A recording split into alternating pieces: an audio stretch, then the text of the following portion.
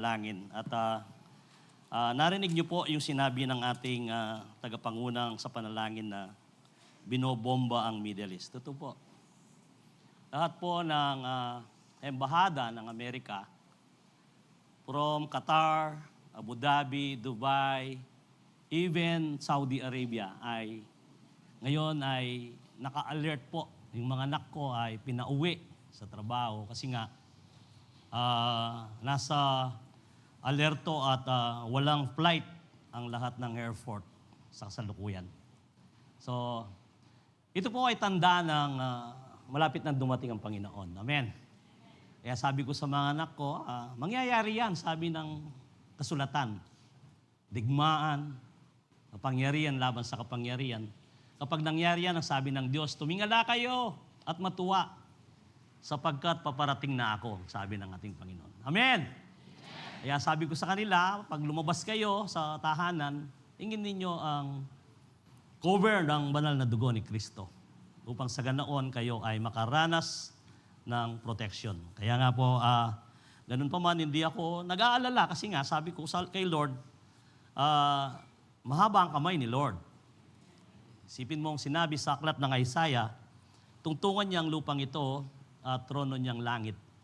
So, kung titingnan po natin, kaya niyang abutin ang Middle East, America, Australia, Europe.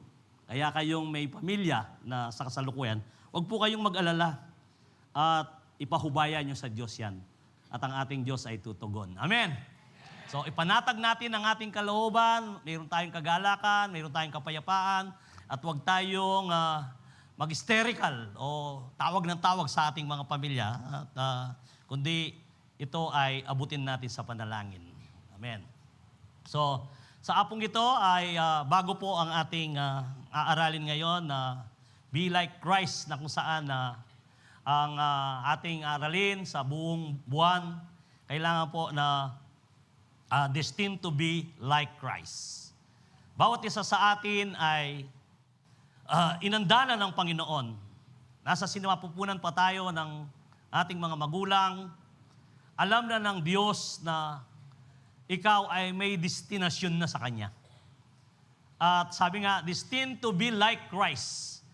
Ang destinasyon mo ay maging katulad mo si Kristo. Bagamat hindi natin nakita sa mundong ito ang ating Panginoon, subalit sa pamamagitan ng Kanyang mga salita at mga bagay na kung saan ang ating nababasa, ito ay nakikilala nating lubusan sa ating buhay. At kapag ito ay ating ipinamuhay, tiyak, sabi nga ng ating aralin, destined to be like Christ. Magiging kagaya tayo ni Kristo. Amen.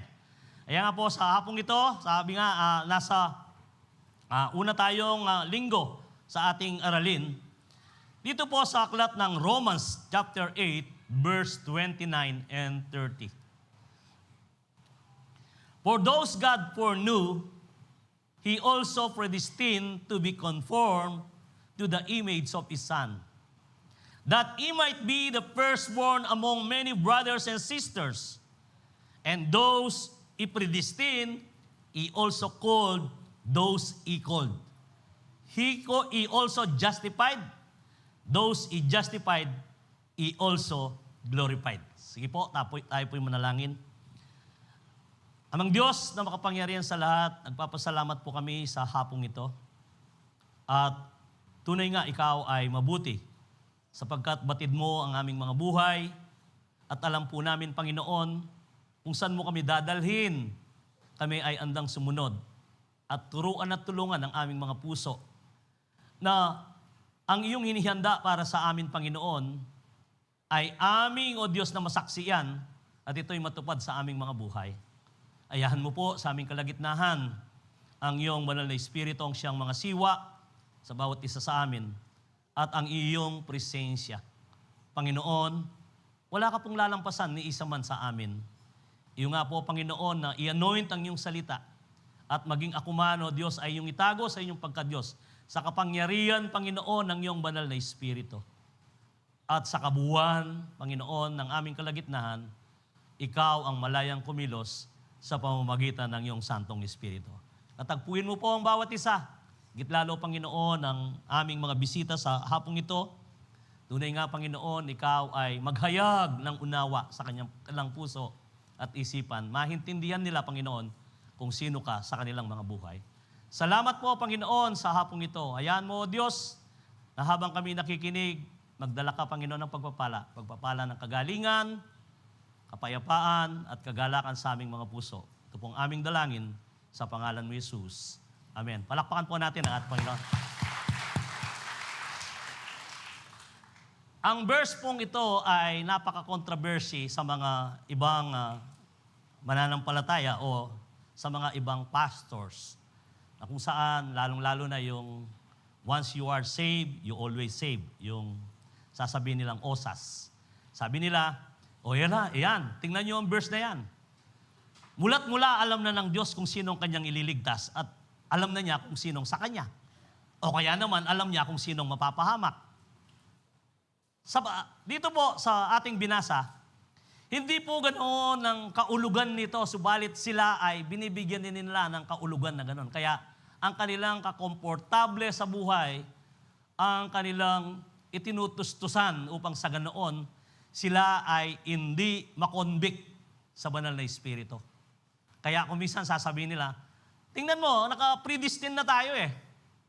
Kung gusto kang iligtas ng Panginoon dahil may predestination ka na, ililigtas ka niya. Kung gusto niyang mapaamak ka. Hindi po ganito ang sinasabi dito sa verse na to. Kaya lang sa kanila, ganito ang pangkaulugan nila. Kaya maingat kayo. Kahingat po kayo sa mga ibang nangangaral at kahingat din kayo sa mga tao na kung saan binubulag tayo sa mga talata na kung saan na iba ang pangkaulugan. Subalit sa apong ito, sabi nga ng ating binasa, for those God's foreknew, He also predestined to be conformed to the image of His Son. Ibig sabihin, ang ating predestined ay maging kagaya natin si Kristo. Ito ang predestined na ginawa ng Diyos sa bawat isa sa atin. Yung gayain natin si Kristo sapagkat tayo ay nakapredestined na tayo na magaya natin si Kristo.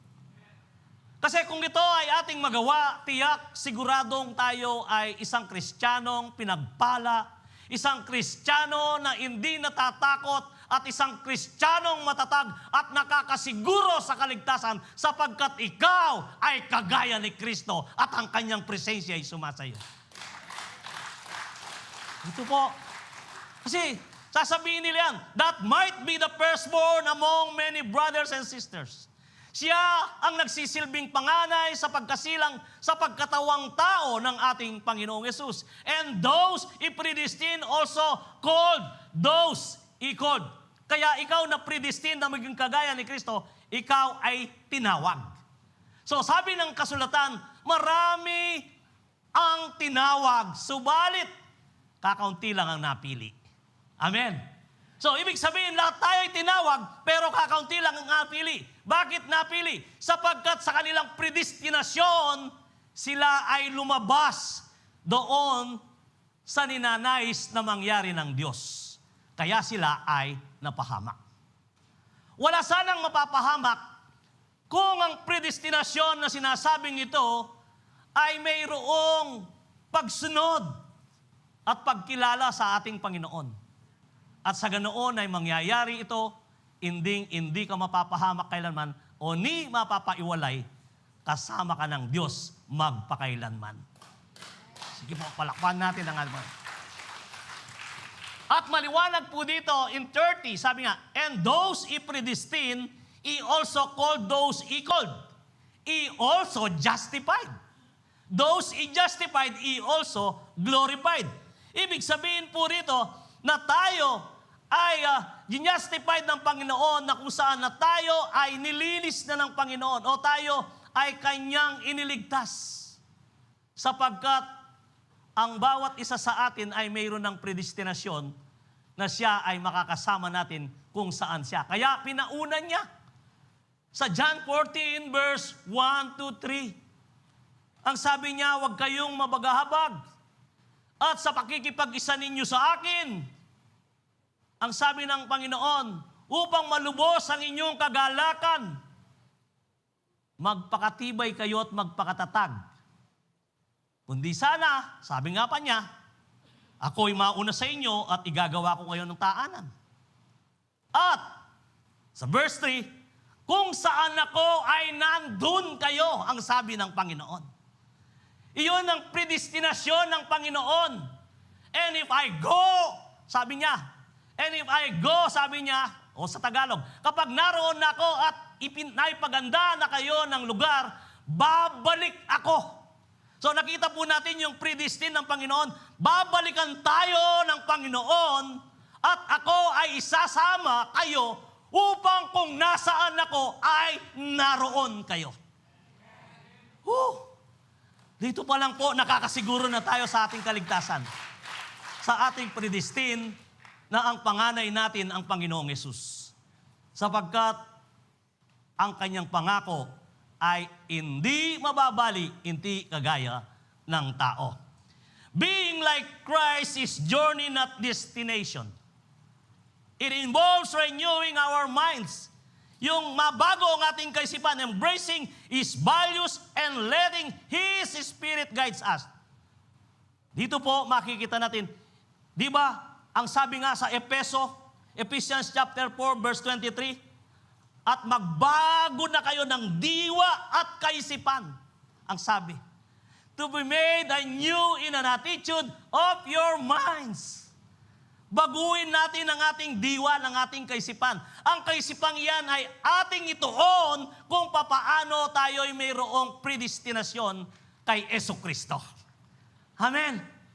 Napakasarap po na tayo ay makapag-obey sa ninanais ng Diyos at mayroon tayong kasiguruhan sa ating kaligtasan.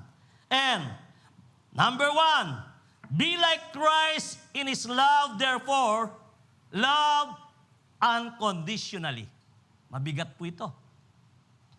Yung unconditionally na sinasabi, walang kondisyon. Basta't maalin mo siya. Hindi, Pastor, kailangan maalin niya ako para maalin ko siya. No! Walang kondisyon nga eh. Dito, babasahin natin. In Matthew chapter 5, verse 43 and 48. You have heard that it was said, love your neighbors and hate your enemies. In the Old Testament na sinasabi, yung kasabihan na sinasabi, sabi niya, mahalin mo. Sabi nga, you have heard it was said, love your neighbors and hate your enemies. Mahalin mo ang iyong kapwa, pero yung kaaway mo, kainisan mo. Pero anong sinabi ng ating Panginoon ito? Ang sabi ng ating Panginoong Yesus, in 44, but I tell you, etong sasabihin ko sa inyo, ang sabi ng Panginoong Yesus. Dito, I tell you, love your enemies and pray for those who persecute you. So, ibig sabihin, mahalin mo ang iyong kaaway. Contrary doon sa nauna. Binaligtad ng Panginoong Yesus. Anong sabi ng Panginoong Yesus? Yung kaaway mo, mahalin mo. Yung nagpe-persecute sa iyo, ipanalangin mo. Mag-google ka ng panahon. Pastor, kahit na pinagsabihan ako ng masakit, nilabangan ako, niloko ako, umutang, hindi na ako binayaran. At gumawa pa ng maraming kadailanan. Ngayon, kapag nagkikita kami, parang siya pang nagmamalaki. Paano ko mamaalin yon, Pastor? Kung ang lahat ng yon ay mamahalin mo, paano yon? Siguro para sa atin. Halimbawa, ginawan ka ng masama o pinagsabihan ka, pangit ka, ang taba-taba mo, at pagkatapos tingnan mo ang iyong katawan, sakang ka o ano pa man. Pagkatapos, sasabihin mo ba na, alika nga rito, mahalin kita. Agagawa mo kaya yon? Kasi unconditionally ang sinasabi rito. Sabi niya, mamahalin mo siya. Kahit anong kanyang ginawa, alika, mahal kita. Palagay niyo po, hindi po kaya kabigatan sa atin at nagagawa natin ang mga bagay na to. Ito ay isang bagay na kung saan na ginawa ng ating Panginoon at Kanya itong ipinakita at pinamalas sa atin na naranasan natin. Sapagkat sa Matthew chapter 43 verse 48 nga sabi niya, you have heard we was said, Love your neighbors and hate your enemy. But I tell you, love your enemies and pray for those who persecute you. In 45, that you may be children of your Father in heaven. He causes His sun to rise into the evil and the good and send rain on the righteous and the unrighteous. So sabi sa 45, upang sa ganoon na kayo ay maging tunay na anak ng Diyos. Sapagkat ang Diyos ay nagpapaulan sa mga masasama, nagpapaulan sa mga mabubuti, at nagpapasikat ng araw sa mga mabubuti at masasama. Ewan ko kung nangyari sa inyo na dahil iniisip niyong masama sila, andun yung araw sa kanila, umuulan. Hindi siguro ganon. Kasi isa lang ginagawa ng Panginoon. Sabi nga, yung sinasabing common grace na ibinibigay ng Diyos sa atin ay tinatamasa nating lahat. Amen po ba? Lahat tayo ay tumatamasa dyan. Kaya nga, makikita po natin sa 45 and 46, sabi nga, if you love those who love you, what rewards will you get? Are not even the tax collector doing that? Dito makikita, if love those who love you, what rewards will you get? So, kapag pala minahal mo ang hindi ka ibig-ibig at minahal mo ang taong inaaway ka, mayroon kang reward. Amen. Hindi po ako ang nagsabi. Kasi nasusulat eh. Tingnan nyo, maliwanag po ba dito sa what reward you get? Ano bang reward ninyong makukuha? Sabi nga rito, are not even the tax collector doing that? Ito po, ang mga tax collector, alam nila na sila ay mali ang kanilang ginagawa. Makasalanan ng mga tax collector eh. Bahala ng mga biyaya kung nanonood sila. Basta nasusulat dito, hindi ako nagsabi. Mga tax collectors. At kasi ang mga tax collector, kaya tinawag nilang makasalanan, kung mababasa nyo ang Bible, sila ay sumisingil ng sobra. Alam na nilang sobra ng sinisingil nila, pero ginagawa pa rin. Di ibig sabihin, yung kasamaan na alam nila, ginagawa pa rin nila. Kaya tinuring silang makasalanan. Amen. Maliwanag po ba? And if you greet only your own people, what you are doing more than others? Kung ang binabati mo lang, sabi niya, yung mga gusto mong batiin, parehas lang kayo ng mga pagano. Ganon din sila. Babatiin lang ang gusto nilang batiin. And then sabi pa nga dito, do not even pagans do that. Be perfect, therefore, as your heavenly Father is perfect. Woo! Hindi tayo perfect. Pero kapag nagawa natin ang mga bagay na pinagagawa dito sa Matthew 5:43-48, anong sasabihin ng Panginoon? You are perfect. Amen. Paano ka naging perfect? Perfecto ka bilang anak ng Diyos sapagkat nakagaya mo si Kristo. Ito po ang ibig sabihin nito. Malinaw po sa ating binasa. And sabi nga, kung ganon, this passage is like a challenge. Jesus flip the script of love your neighbors, hate your enemies. He called us a higher love enemies and pray for those who persecute you or persecute us. Why? Dito, so we can reflect God's perfection is kind to all good and bad. Mabuti man, masama, criminal man yan, magnanakaw man yan, matinong tao yan. Alam niyo kung minsan sasabihin nila, ang Diyos, mahal na mahal niya ang mga makasalanan. Mahal na mahal niya ang mga walang muwang sa Kanya na makasalanan. Mahal na mahal ng Diyos. Mas mahal niya sa mga matuwid. Hey, Pastor, ba't gano'n ang sinabi mo? Okay. Bakit hindi ko po sasabihin yon? Magturo kayo kung sino ang matuwid. Anong sabi ng Roma? Ni isa, walang matuwid, walang nakapasa sa pamantayan ng Diyos sapagkat tayong lahat ay makasalanan. Therefore, mahal tayong lahat ng Diyos. Amen.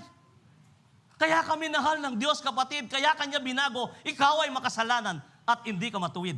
Kaya wala kang maiturong matuwid, wala kang maiturong mabuti, sapagkat lahat tayo ay nagkasala, hindi nakapasa sa pamantayan ng Diyos. Sa abag lang ni Kristo, tayo ngayon ay nabago. Amen. Kaya mahal niya ang makasalanan. Sana kung hindi kanya mahal, kapatid, noong ikaw ay maraming ginagawa na mga bagay na laban sa kanya, wala ka sana rito at hindi ka na born again. Pero mahal na mahal ka ni Kristo, kaya ikaw ay nandito. Amen. So, makikita po natin dito. At dito, makita natin, basahin po natin ng Luke chapter 10, verse 25 and 37. The parable of the Good Samaritans.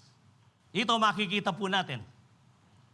In Luke chapter 10, verse 25 and 37, one day occasions on expert in the law, ito ho ay, kung expert siya sa law, anong ibig sabihin nito? Ibig sabihin na, one day occasions on expert in the law, he stood up and test Jesus. So ito pala ay expert sa law, ibig sabihin nito, abogado siya. Abogado de campanilla to. Expert sa law Expert sa law. Teacher, he asked, what must I do to inherit eternal life? Nagtanong siya, what is written on the law? Sabi ng Panginoon. He replied, how do you read it? And then, he answered, love the Lord your God with all your heart and with all your soul and with all your mind. Your strength and with all your mind. Sabi nga, with all your strength and with all your mind. And love your neighbors as yourself. You have answered correctly, ang sabi ng Panginoong Yesus. Yes! Nasagot mo na tama. Jesus replied, do this and you will live. Anong sabi niya? Tama, gawin mo ito upang sa ganoon, ikaw ay mabuhay at magkaroon ng buhay na walang hanggan. Amen. So makikita po natin dito kung papaano ang expert to the law ay nagtanong. And sabi pa nga sa 29, but he wanted to justify himself, so they asked Jesus. So gusto niyang i-justify ang kanyang sarili. And who is my neighbor? So dito makita, in reply, Jesus said, a man was going down from Jerusalem to Jericho when he was attacked by robbers. They stripped him of his clothes, beat him, and went away, leaving him in a half dead. So dito makikita natin, magbigay ng halimbawa ang ating Panginoon, kinwento niya ang Samaritano. Bakit niya kinwento? Kasi nga, dito gusto niyang masila sa pagsagot ng ating Panginoon. Expert to the law. Sadducees and Pharisees nandito. Nakaharap sila. At upang sa gano'n, pag narinig nila nagkamali ang ating Panginoong Yesus, maaaring siya'y batuin o kaya siya ay ulihin. Pero anong ginawa ng ating Panginoon? Pansinin natin. Ang sabi ng ating Panginoon dito, a man was going. Mayroong kinwento ang ating Panginoong Yesus. Kasi nagtatanong siya, sino ang aking neighbor? O ngayon, ang sabi niya, a man, sabi nga dito, in reply of Jesus, a man was going down from Jerusalem to Jericho. When he was attacked by robbers, they stripped him of his clothes, beat him, and went away, leaving in him update. Kasi tinambang siya, ninakawan siya, inubaran siya, at iniwanan na alos. Alam nila, patay na ang taong ito. Kaya nga, nung siya'y iniwanan, then, tuloy natin ang kwento. In 31, a priest happened to be going down the same road, and when he saw the man, he passed by on the other side. Ano ang priest na to? Ang priest na to ang siyang tumatayo sa templo na nagtuturo sa synagogue. Maaaring sila, kung tagurian sila, kagaya ng mga pastor, kagaya ng mga sasordote. And, sabi nga dito, so, to a Levite, when he came to the place and saw him, passed by on the other side. Ano ang mga Levite na to? Mga Levita? Yung mga Levita, yung mga tumutugtog, yung nangangasiwa, nagtatrabaho sa church, yung mayroong tungkulin sa church. So, 2 tao na to, Dalawang tao. Anong ginawa nila? Nung makita nila ito, sila ho ay nag-iba ng daan. Nag-iba ng daan kasi nakaandusa yung tao And then, patuloy pa rin ho tayo. Verse 33, but a Samaritan, as he traveled, came where the man was, and when he saw him, he took pity on him. He went to him and bandaged his wound, pouring on oil and wine. Then he put the man on his own donkey, brought him to an inn, and took care of him. So, itong Samaritano, na ito'y kaaway ng mga Udyo, at ang mga Udyo na kagaya ng Udyo, iniwanan itong Udyo na sinaktan, na ninakawan, at alos patay na. Kamukha nilang Udyo yan, kalain nila. Pero itong Samaritano, na kaaway ng mga Udyo, na sila'y sumasamba sa kabila ng kabundukan at hindi sila makapaba sa Jerusalem upang doon sumamba at magpuri sa Diyos sapagkat sila ay 50-50. Nag-asawa sila sa mga Jewish, kaya sila ay naging Samaritano. Hindi sila pure na Udyo. Kaya ang nangyari, sila ay inilabas at hindi sila makasamba sa Jerusalem.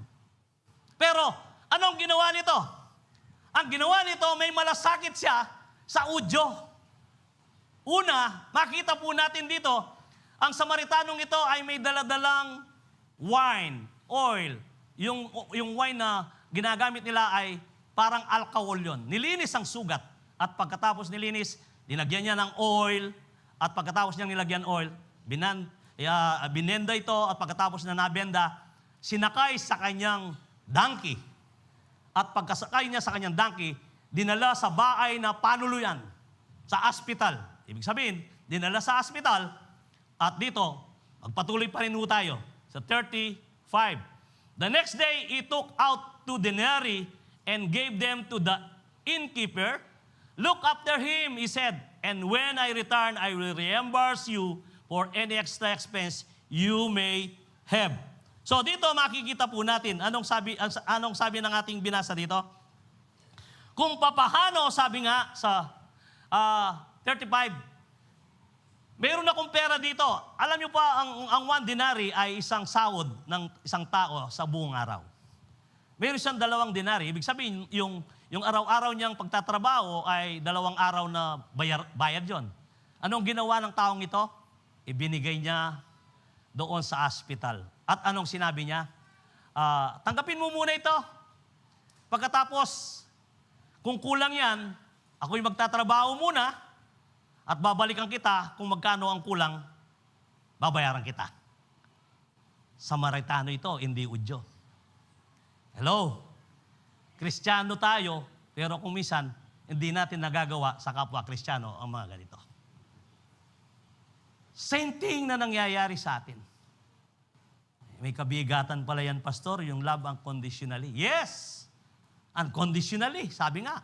And then, 36. Which of these 3 do you think was a neighbor of the man who fell in the hands of robbers? The expert in the law, ay ini nga bugadong ini, may kibaya replied, the one who had mercy on him. Jesus told him, go and do likewise. Tama ka. Kung ngayon, umayo ka, gawin mo yon para maligtas ka, ang sabi ng Panginoon. So, makikita po natin, kung minsan tayo ay tumutulong na mayroong limitasyon. Amen? Yung limit, halimbawa, tinulungan mo ang isang tao, istune yan ha, kaya tutuki yan na nakasopan. Ganon eh, ay, ganon ha. O kaya kondisyon na, hoy, 2 beses na kitang tinulungan, sa iba naman. Pero, ito po, makikita po natin itong Good Samaritan, anong kanyang ginawa? Yung sahod niya ng buong linggo ay ibinigay niya sa tao, hindi na niya inisip ang kanyang kabuhayan. Hindi na niya inisip ang kanyang pangangailangan. Kundi ang inisip niya, yahong kapag ito ay nakalampas doon sa nangyari sa Udyo, basta't ibibigay niya lahat ang kanyang pangangailangan. Amen po ba? Maliwanag po ba? So, ang sabi ng Panginoon, sino ngayon ang iyong neighbor?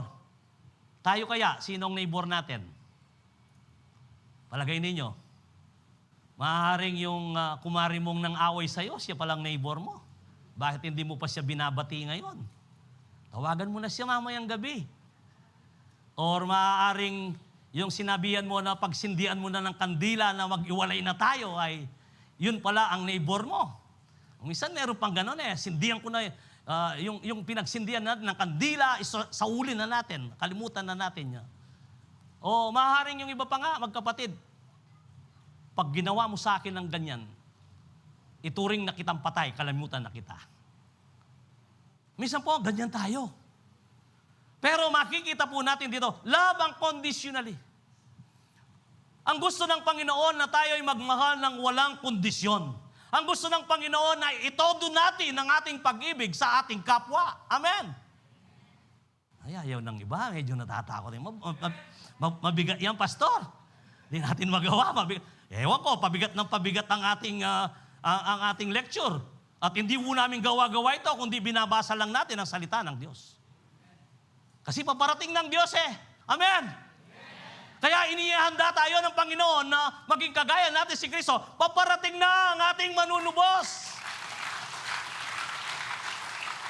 Inihanda niya na tayo. Ito, makita po natin ang paghahanda ng Panginoon sa atin.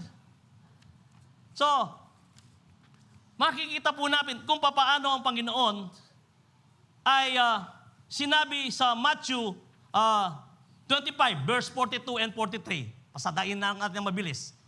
Bilis ng oras, 3:40 na. Dito, sabi ng Matthew, chapter 25, verse 43, 42 and 43. Sige, basahin po natin. No? Sabi nga rito, nung ako ay ubad, hindi mo ako dinamitan. Nung ako'y gutom, hindi mo ako pinakain. Nung ako'y nauuhaw, hindi mo ako pinainom. Nung ako'y may sakit, hindi mo ako dinalaw. At nung ako rin ay nasa kulungan, sabi niya. Hindi mo ako, nung ako'y may sakit, hindi mo ako tinulungan. At nung ako'y may nasa kulungan, hindi mo ako dinalaw. Anong sabi ng mga alagad niya? Rabbi, guro, kailan nangyari sa iyo ang ganon? Tandahan ninyo, ang sabi ng Panginoon, ang ginawa ninyo sa inyong kapwa ay ginawa ninyo sa akin. Amen? Ito po ang sabi ng Panginoon. At ang nais ng Panginoon na tayo ay magmahal na kagaya niya na walang kondisyon. Sa ganoon, tayo po ay tawagin niyang tunay na anak at tayo ay perpektong anak ng Diyos. Amen? So, makita po natin, the Good Samaritan story is hard. Jesus turned the tables, the neighbors isn't just someone like you. Tandaan po natin. But anyone in need, the Samaritans show mercy across the cultural divides. Kahit na hindi ka uri ito. Unlike the good religious folk who pass help and stranger in need show mercy. Ginawa ng Good Samaritan na siya ay naawa, naabag despite difference and went out to this way to care. At kanya itong nilingap at ibinigay ang buho. And number 2. So, meron na po tayong napulot doon sa 1. Number 2. Be like Christ is loved, therefore, love generously. Mabigat na naman yan, Pastor. Love generously. Generously. Ibig sabihin ng generously, hindi yung tamang takal. Kundi kapag generously, kapag kayo ay nangiiram ng bigas, kasi mga bata kayo, nung kami kasi pag nangiiram ng bigas, salok yung bigas, pikpiin na gano'n, tapos lalagyan na meron naman. Ibig sabihin, pupunuin yun. Pero hindi nyo na nangiiram kasi kayo, mga Gen Z, iba Marami ng bigas alam nyo po, kapag generously na sinasabi, yung wala ring limit. Hindi ka rin naglilimit sa iyong ginagawa. Sabi nga dito, basahin po natin, ulitin natin yung Luke chapter 10, verse 35, or 33 and 35. But a Samaritan as traveled came where the man was, and when he saw him, he took pity on him. He went to him and bandaged his wound, pouring on oil and wine. Then he put the man on his own donkey, brought him to an inn, and took care of him. The next day, he took out 2 denarii and gave them to the innkeeper, looked after him, he said, "And when I return, I will reimburse you for extra expense you may have." Generously ba ang nagbigay ho ang Good Samaritan? Generously, kasi nga, hindi sinabi doon na, tinali ko na yung sugat mo, nilinis ko na. Diyan, sumandal ka sa pader, intayin mo ang kagaya mong udyo, tumayo ka, pagkatapos sumuwi ka. Hindi gano'n ang ginawa niya. Ang ginawa niya, lubusan niyang tinulungan hanggang sa ito ay naging malakas at nakarecover. Ang buho na pangangailangan ay kanyang ipinagkaloob. Amen. Yung buho, kaya kapag ikaw ay tumutulong, kapatid, para mayroon kang reward sa Diyos, lubos-lubusan mo ng pagtulong. Kasi, tinulungan mo na rin eh. Pastor, limitado ko mo po eh. Kung hanggang saan ang limitado mo, yun ang ibigay mo, wala naman siyang magawa. Limitado na lang doon. Hanggang doon, ibig sabihin, nilubos mo ang pagtulong sa Kanya. Amen. Nakamagreserba. Amen. Kasi, dito, inaaral natin, ano ang reward na makukuha mo? Ang sabi ng Diyos. Wala kang reward na makukuha, kaya lubos-lubusan mo na. Tulad na rin ang pasahop. Mamaya, sasabihin ko sa inyo kung paano naman yan. Baka mang-abuso kayo. Kasi nakikita ko, kinakakalbitan nyo recipe. Yan ha. Lubusan mo na ha. Yan. Baka, mamaya po, malalaman natin kung paano yan. Sige. In Luke chapter 6, verse 34 and 35. Yan. Balikan din natin. If you lend to those from you, expect repayment. Sabi nga rito. Basin natin. If you lend to those from whom you expect repayment, what credit is that to you? Even sinners lend the sinners expecting to be repaid in full. So, wala kang kagaya, sabi niya, kung nagpahiram ka pagkatapos, hinihintay mo na magbayad, anong pinagkaiba mo sa mga hindi mananampalataya? Pastor, anong mangyayari dyan? Kung pagpapahiram tayo, baka dumugin ako, baka ako'y puntaan ngayon kasi hindi ko na pababayad. Kapatid, ito po ang rules natin sa Bible. Sige, gawin natin. Sino po ba dito yung mga nagtatrabaho at nagninegosyo? Marami, ano? Kapag kayo ay kumita, sasabihin nyo ba, ito para sa ilaw, ito para sa anak kong nagmamatrikula, ito para sa tubig, ito para sa budget sa pagkain namin pangarawan, ito pang gasolina, at itong natitira para sa nangungutang. Wala naman sigurong gano'n, di ba? Meron po bang gano'n na ginagawa? Therefore, wala kang budget sa pagpapautang. Amen? So, ang gawin mo, tumulong ka na lang. Kaya kapag siya nangungutang ng 10,000, meron akong 1,000 dito, wala akong budget sa pagpapautang. Kapag hindi kumuha, huwag mong ibigay. Bakit? Swelo mo naman, mo. Dirinan mo na pakingwa. So, yun po, para sa ganoon ay hindi siya mangutang. Amen? Kasi tumulong ka na rin tinulong mo So, ibig sabihin nun, hindi mo siya pinaiya at hindi mo sinaraan yung iyong pagbibigay sa kanya ng tulong. Amen? Kaya, kasi baka, yung iba kasi pastor sabi na mag-abuso para hindi mag-abuso, di ganun ang gawin mo. Para sa ganun, alam mo, datang manutang, linimit na kayong pastor, nandin na, libre na. Di ba? Dito, makikita natin dito kung paano ang tinuturo sa atin. Pero, ngayon naman, kung ikaw ay sobra-sobra, nangangailangan siya para pagpalabas ng hospital, 10,000, meron ka naman 100,000, bigyan mo ng 10,000, lumabas siya. Ibig sabihin, lubusan mo siyang natulungan. Amen? At meron kang reward sa Panginoon pagkatapos mong ginawa yan. Tiyak ang balik nun ay hindi 10,000, kundi 10 times 10 is equivalent of 100,000 ang ibibigay ni Lord. Yun ang pangako ni Lord Ang Lord ang magbabalik, hindi naman yung tao. Kaya nga po, then your reward will be great and joy, and you will be children of Most High. Sabi nga dito sa verse, balikan po natin. Anong sabi nga dito sa 35? But love your enemies and do good them and lend them without expecting to get anything back, then, sabi nga rito, then your reward will be great and you will be children of the Most High because He is kind to ungrateful and weak. Be merciful, just your Father is merciful. Woo! Amen! Meron ka ng reward. Perpekto kang anak ng Diyos. Kaya kapag ikaw ay perpektong anak ng Diyos, mamanain mo kung ano ang nakay Kristo. Mayroon kang power of the Holy Spirit. Mayroon kang ka-able na kumita ng malaki sapagkat buhat sa kayamanang hindi maubos sa langit, pagpapalain ka ng Panginoon ng walang hinto. Pangako po ng Diyos yan. Kaya nga, love generously. Amen. Huwag po tayong magmahal na 50-50 o 90% magtira ka pa ng 10%.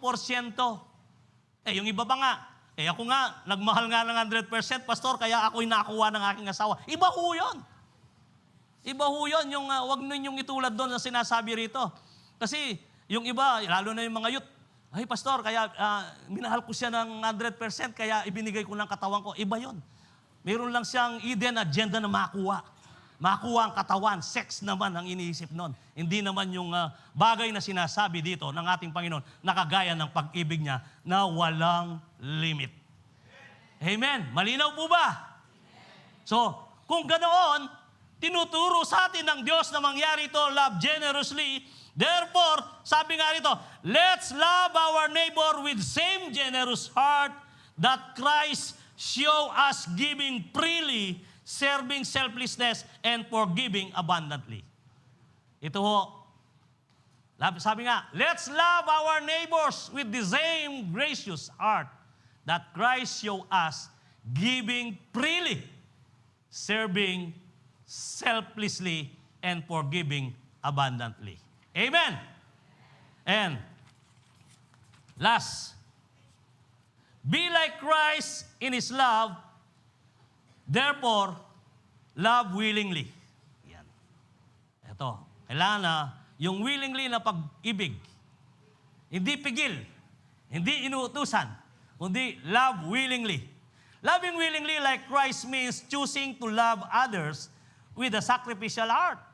Yung may sakripisyo, regardless of worthiness or cost, it choose to void one show agape love in action, the other miss the chance. Ang Panginoon po ay nagmahal ng agape love. Walang kondisyon at hindi po niya pinagkait ng kanyang sarili. Kaya ang sabi ko nga, kaya ka nandito, kaya ikaw ngayon ay isang taong binago ayon sa 2 Corinthians 5:17 sapagkat nakipag-isa ka kay Kristo at naniwala ka na ibinigay niya ang buhay niya sa iyo at pagkatapos ngayon, ikaw ay isang bagong tao. Sa pagkatao mo, ikaw ay bagong nilalang ni Kristo. Sabi nga, therefore, if any is in Christ, the new creation has come, the old has gone, the new is here. Amen. Bakit ka na bago? Kay Kristo. Sapagkat minahal ka niya, kapatid, na kung saan na willingly, hindi niya pinigilan ng kanyang sarili. Ibibigay ko ito, mahal ko siya. Maaaring, Lord, wag mo siyang mahalin kasi magnanakaw yan, drugista yan, o ano. Hindi, ang sabi ng Panginoon, mahal ko siya willingly. Basta't ibibigay ko ang buhay ko sa Kanya. Sapagkat mahal na mahal ko ang taong ito. Kapatid, mga bisita ngayon, mahal po kayo ni Kristo. Mahal na mahal kayo ni Kristo, kaya kayo nandito. Ito ay Kanya ng pinlano. At hindi kayo nagkamali na umakyat at nakinig ng salita ng Diyos ngayon sapagkat ang pag-ibig ng Diyos ay sumasa inyo ngayon. Sige, palakpakan po natin ang ating Panginoon. Tingnan mo, the Good Samaritan chose to love willingly like Christ, stopping to help a stranger in need, while the priest and Levite choose avoid on show agape love in action. The other missed the chance, sabi nga. In Luke 10:31 and 33, by chance a priest came along, but he saw the man lying there. He crossed to the other side of the road and passed him by. And then the temple assistant walked over the look and him and lying there, but he also passed by on the other side. Then a despised Samaritan came along, and when he saw the man, he felt compassion for him. Kasi kung minsan, nagdadailan pa tayo eh. Hey, itang penabakda kitang dalan, lebasan ke. Eh kung sinopan, Kristiyano ya, kasambay kita, bakit tayo may sinopan? Eh po tami habi ko, kitang karelang problema. Kung minsan gano'n ang kaisipan natin eh. Sasabihin na kasi, wag mo nang ano yan, baka masama pa tayo dyan. Eh, yung Samaritan po, walang gano'n na inisip. Amen. Ginawa niya yung pag-ibig na kung saan ang pag-ibig na willingly ang ginamit niya at ginawa. Kaya, kung minsan nakakakita tayo ng mga tao na gustong humihingi ng tulong, anong ginagawa natin? Or rather, na kung minsan nakakita ka ng naglilimos, baka nakita mo, naglilimos siya pag kumatok sa gate. Hoy! Kulang na mo nung may sira ng gate niya. Ano? Mako akin. Ano? Kinisanda kang aso. Ano? Alam niyo po kaya na palagay ninyo, hindi kayo narinig ng Diyos? Hindi kayo narinig ni Jesus? Eh kung may 20 pesos ka, ibinigay mo, alam mo, sasabihin pa ng tao, kung minsan kapag binigay mo, ay, sana po pagpalaan ako pa ng Diyos. Alam niyo po ba na iyan ay nananalangin na kapag siya ay lumisan, sabi niya, pakaban niya po biyeta, Lord, mamiya. Pero itang petong may tayo, mamiya, pakuyaran niya biye. Di natin alam. Malay natin. Masama yan, kahit na masama ang mga taong yan. Pero nakikita po natin, kasi nga ito ay pakinabang na turo ng Panginoon upang sa ganoon tayo ay tawagin niyang anak na lubusan ng kataas-taasang Diyos at ang panganay natin ay si Kristo. Ito po ang gusto mangyari sa atin ng Panginoon. Kaya tayo po mula sa araw na ito, makapag-adjust tayo ng ngayon eh. Ay kasakit pala yung Kristiyano, pastora. No? Mahirap po kasi sabi ng Panginoon, akala nyo ba, yung papasok sa langit ay hindi mahirap? Anong sabi ng Panginoong Yesus? Sikapin ninyo na dumaan sa makitid na daan, to the narrow gate, sapagkat maraming magpupumilit na papasok doon ay hindi makakapasok. Huwag kayong dumaan doon sa maluwang na daan, sapagkat ang dulo noon ay kapaamakan. Kaya medyo may kahirapan. Bakit? Kaya may kahirapan sapagkat tayo nagbago ng diwa ng kaisipan, sabi nga sa Romans, na hindi na yung kaisipan natin sa mundo, ang kaisipan natin ngayon ay nakatuon kay Kristo, kaya tayo ngayon ay sumusunod doon sa panuntunan na gusto ng ating Panginoon. Huwag ninyong tularan ang mga pag-ugali, sabi nga dito, ng mga tao sa mundong ito. Ayahan ninyong baguhin kayo ng Diyos sa pamamagitan ng pagbabago ng inyong mga isip, para malaman ninyo ang kalooban ng Diyos kung ano ang mabuti, ganap at kalugod-lugod sa kanyang paningin.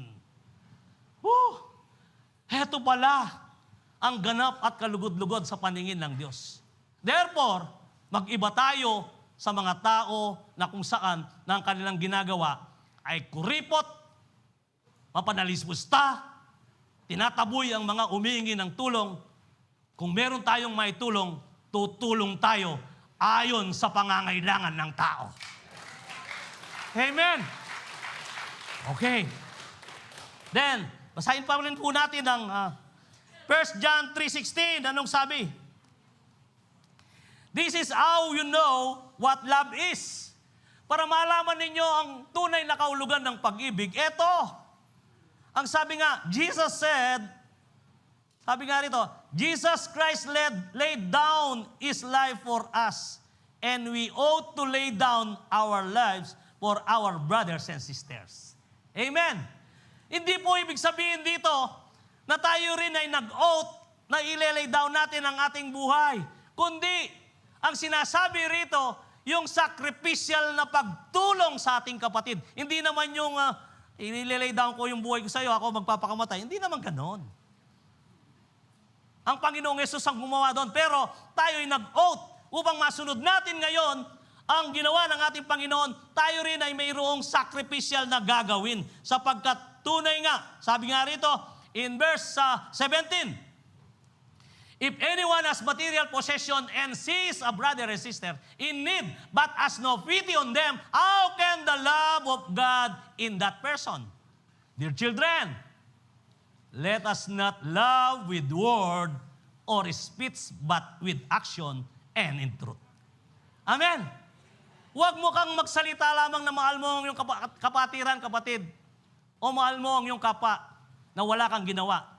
Mahal mo ang iyong kapwa na mayroon kang ginawa at ipakita mo at ipadama mo na mahal mo ang iyong kapwa. Therefore, kahit anong oras na dalhin mo dito sa simbaang ito, kahit anong oras na siya ay paupuin mo at makinig ng salita ng Diyos, kaya mong atakin yan sapagkat pinamalas mo ang tunay na pag-ibig, the love willingly sa taong yon, tiyak siya ay sasama sa iyo.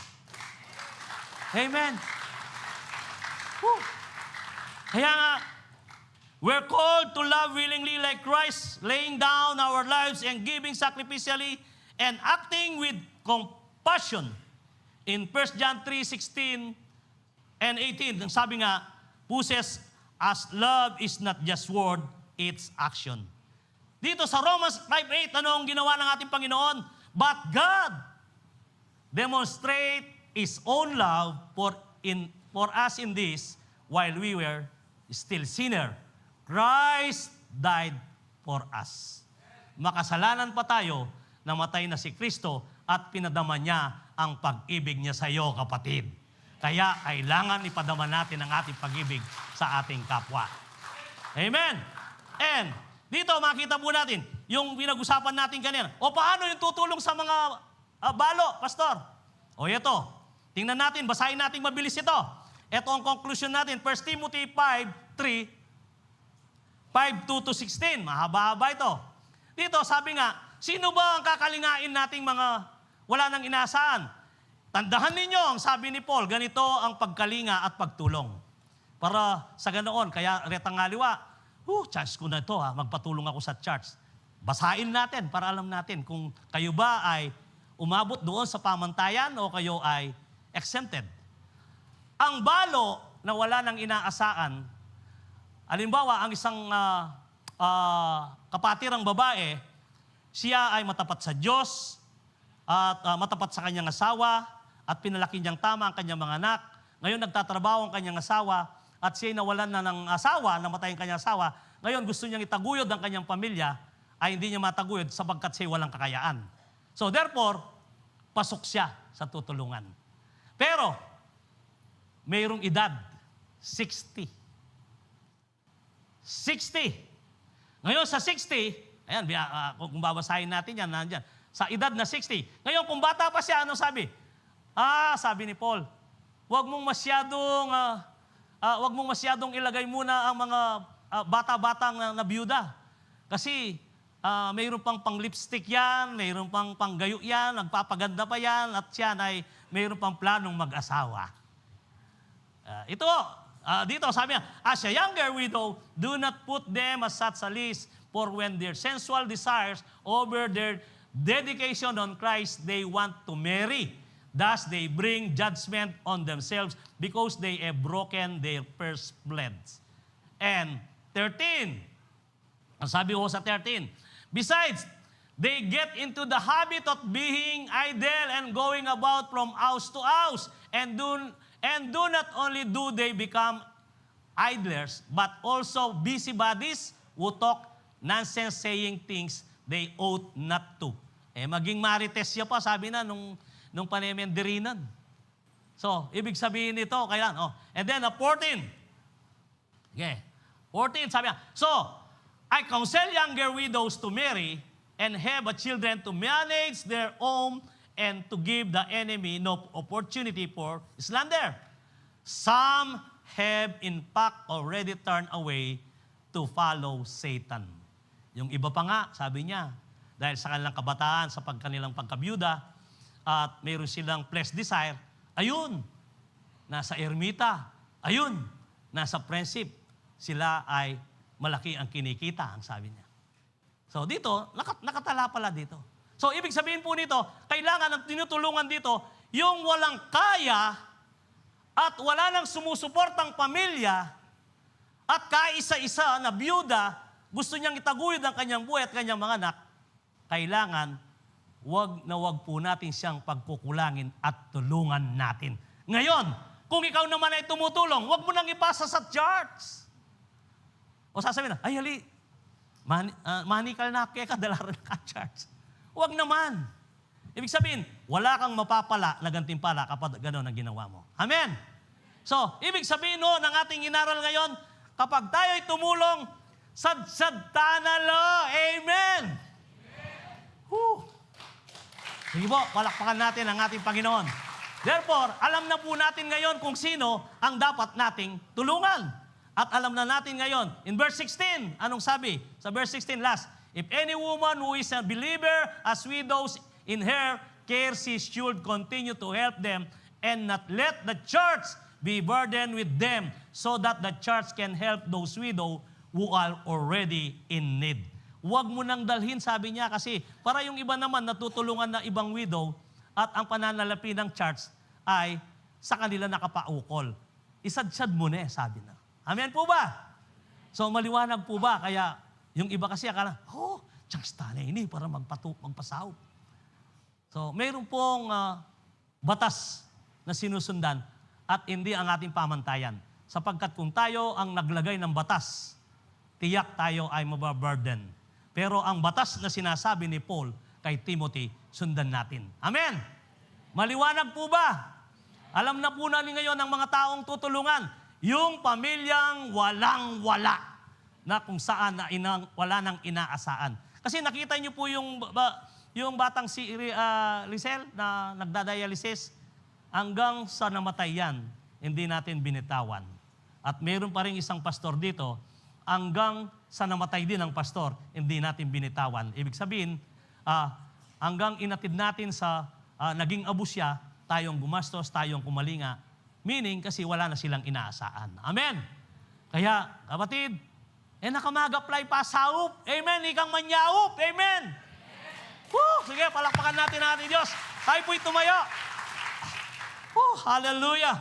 Lord, salamat po sa hapong ito, Panginoon, sapagkat tunay nga, nagbigay ka ng pamantayan sa amin kung papaano kami maging kagaya mo, O Diyos. Sapagkat tunay nga, Panginoon, Ikaw ay nagtuturo ng malinaw sa aming mga kaisipan at puso kung paano inahanda mo ang aming mga sarili. Alam po namin, O Diyos, malapit ka nang dumating sapagkat sa iba't ibang dako ay nangyayari na ang mga bagay na hindi namin inaasaan. Subalit, O Diyos, sa apong ito, napakayaman ng iyong salita na binago ang aming isipan at puso. Gitlalo, Panginoon, na maging kagaya ka namin. Yung umibig kami, Panginoon, na walang takot. Umibig kami, Panginoon, ng lubusan at ibigay namin ang aming buhay na may sakripisyo. Panginoon, salamat po sapagkat iibig kami na walang kondisyon. At kami po, Panginoon, ay magkakaroon ng bukas na kamay na magkaloob sa mga nangangailangan ng tulong na tunay nga na dapat silang tulungan. At maging, Panginoon, sa mga tao, O Diyos, na tutulungan namin, yung nararapat na tulungan, Panginoon, ang siyang aming tutulungan sapagkat ang pag-ibig na willingly ang aming ipagkakaloob sa kanila. Maraming salamat po, O Diyos, sa hapong ito. At patuloy mo, Panginoon, na bigyan ng pusong maunawain ang bawat isa na nandito, Panginoon. Hayahan mo rin, Panginoon, sa kanilang mga buhay na manatili ang aral na ito upang sa ganoon mayroong basihan kung saan ilalagay ang aming mga sarili. Hindi lamang po yan, Panginoon, kung paano kami mamuhay na kagaya mo sa mundong ito. Maraming salamat po, Panginoong Yesus. Tatanggap po kami ng banal na apunan sa hapong ito at alalahanin ang iyong ginawa sa krus. At bawat isa sa amin, Panginoon, naniniwala na kami kinatagpo mo sa hapong ito. Ito po ang aming dalangin sa pangalan mo, Jesus. Amen. Sige po, kumuha po tayo ng